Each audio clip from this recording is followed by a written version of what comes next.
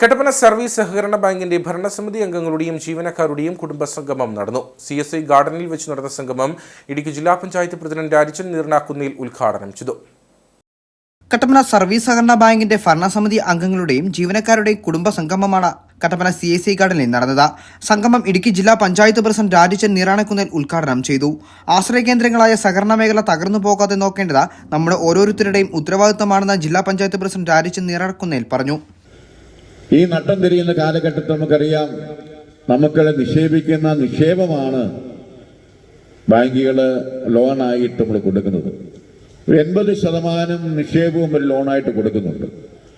അടിയന്തരമായിട്ട് ഇങ്ങനെ പല ബാങ്കുകളും പൊട്ടുന്നു എന്ന് കേട്ട് കഴിഞ്ഞാൽ ഉടനെ നിക്ഷേപം കേൾക്കുവാൻ, നിക്ഷേപം സ്വീകരിക്കും, നിക്ഷേപത്തിന് വേണ്ടി ആളുകൾ ഓടിക്കന്നാൽ ആ നിക്ഷേപം പെട്ടെന്ന് കൊടുക്കുവാൻ കഴിയുന്നില്ല.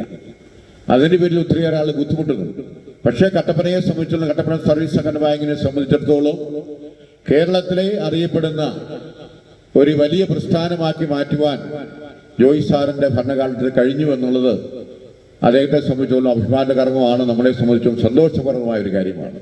ബാങ്ക് പ്രസിഡന്റ് ജോയി വെട്ടിക്കുഴിയുടെ അധ്യക്ഷതയിൽ കൂടിയ കുടുംബസംഗമത്തിൽ bank vice president Joy Kudakkachira, municipal vice chairman advocate KJ Benny, Udumbanchola assistant registrar Moncy Jacob, ഭരണസമിതി അംഗങ്ങളായ Joy Anithottam, TJ Jacob, Manoj Murali, Babu Francis, Sajeev Mon KS, Sinuvanumel, Rajeendran PM, Arunkumar KT, Sabitha Santhosh, Sindhu Vijayakumar, Shanthamma Somarajan, secretary Robins George തുടങ്ങിയവർ സംസാരിച്ചു.